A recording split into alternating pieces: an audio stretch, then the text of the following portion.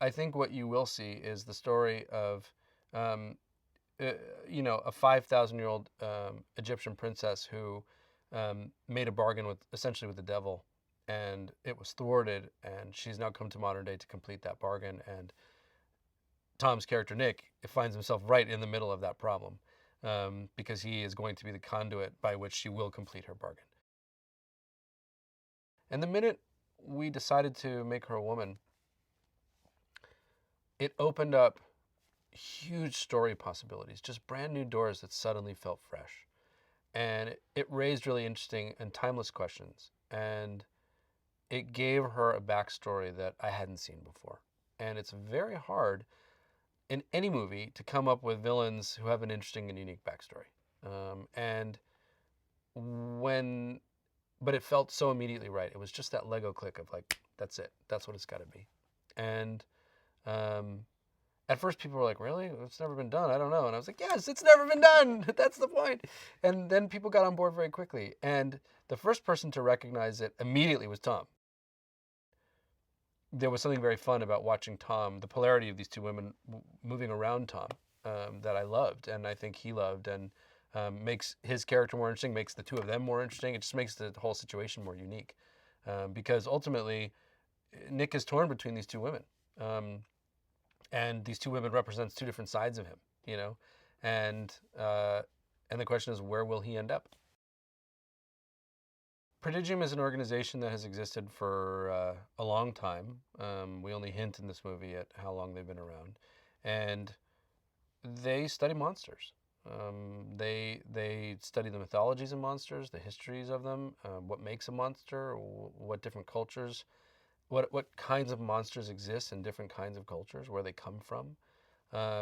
It's a science for them, and what I liked about that idea was, if we're going to endeavor to ground the monsters in a reality, then let's do that. Let's ground it in science.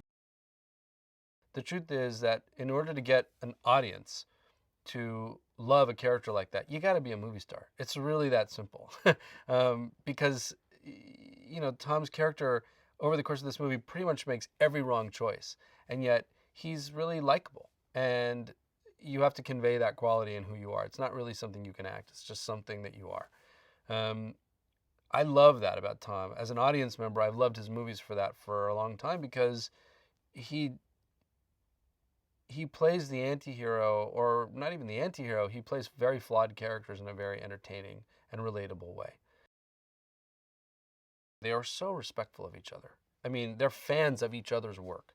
So, first and foremost, they were just excited to be on set together and get the opportunity to be in a scene with each other, and be in several scenes with each other. And, when you have two actors who are Tom Cruise and Russell Crowe, who are, arguably two of the best actors of all time, um, often your job is to stand back and let them do what they do. He brings a buoyancy to the character. He brings a weird, quirky charm to the character, a kind of humor to it that is a little unexpected. Um, he was really having fun with the part, and I always tend to feel like if the actor's having fun with the part, the audience will too, because you know, to get to watch somebody like that do their thing that way is amazing. It was Sophia or nobody, and because in so many ways, to bring a physical credibility and an emotional credibility to the part, you don't get that right, and you don't have a movie. You could have Tom Cruise in it, but if the Mummy didn't work, you do not have a movie.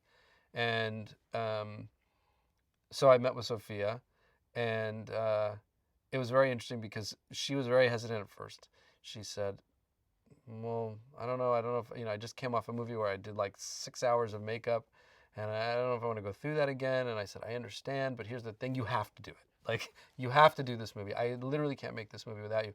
And before the meeting, I had uh, done a lot of drawings of her rendered as the Mummy. And she thought I was kidding when I was like, no, you don't understand. There's nobody else for me. And I pulled these images of her out, and I saw her face kind of go, whoa, like she didn't expect it.